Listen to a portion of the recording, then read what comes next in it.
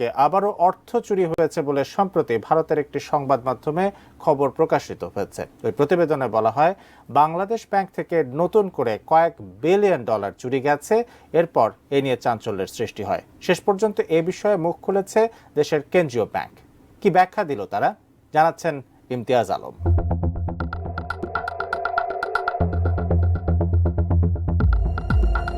14ই মে মঙ্গলবার ভারতীয় গণমাধ্যম নর্থ ইস্ট নিউজে একটি সংবাদ প্রকাশিত হয়।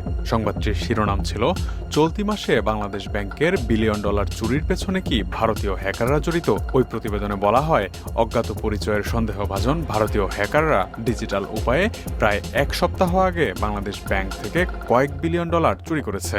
রিজার্ভ চুরির খবরটি প্রকাশিত হওয়ার পরপরই মতিঝিলের ব্যাংকপাড়া, সামাজিক যোগাযোগ মাধ্যম সহ বিভিন্ন মহলে ব্যাপক আলোচনা শুরু হয়। অনেকে এই তথ্যের সত্যতা যাচাইয়ে বাংলাদেশ ব্যাংকের সঙ্গেও যোগাযোগ করেন। নড়েচড়ে বসে বাংলাদেশ ব্যাংকও। সন্ধ্যায় কেন্দ্রীয় ব্যাংকের পক্ষ থেকে আনুষ্ঠানিক বিবৃতি দেওয়া হয়। সেখানে জানানো হয়, বাংলাদেশ ব্যাংক নিউ ইয়র্ক ফেডের সঙ্গে লেনদেনের নিশ্চয়তার ক্ষেত্রে বর্তমানে 3 স্তরের নিরাপত্তা ব্যবস্থা চালু রেখেছে। ফলে যে তথ্য প্রকাশ করা হয়েছে তা সঠিক নয়। ভারতীয় পোর্টালের সেই খবর নাকচ করে দিয়ে বাংলাদেশ ব্যাংক বলছে, নতুন করে কোনো রিজার্ভ চুরি হয়নি, ওই খবরটি সম্পূর্ণরূপে ভুয়া।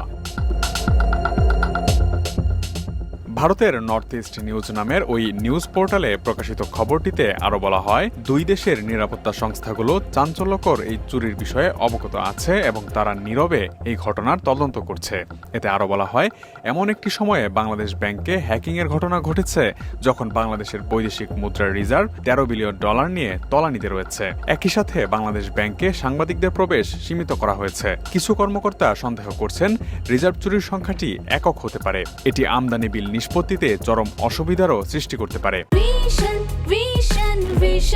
100% কপার কন্ডেন্স করে 35টি ভুয়া বার্তা পাঠিয়ে যুক্তরাষ্ট্রের federal reserve bank of new ইয়র্কে রাখা বাংলাদেশ ব্যাংকের হিসাব থেকে রিজার্ভের 10 কোটি 10 লাখ ডলার চুরি হয়। এর মধ্যে একটি মেসেজের মাধ্যমে শ্রীলঙ্কায় একটি ভুয়া এনজিওর নামে 20 মিলিয়ন ডলার সরিয়ে নেওয়া হলেও বানান ভুলের কারণে সন্দেহ হওয়ায় শেষ মুহূর্তে তা আটকে যায়।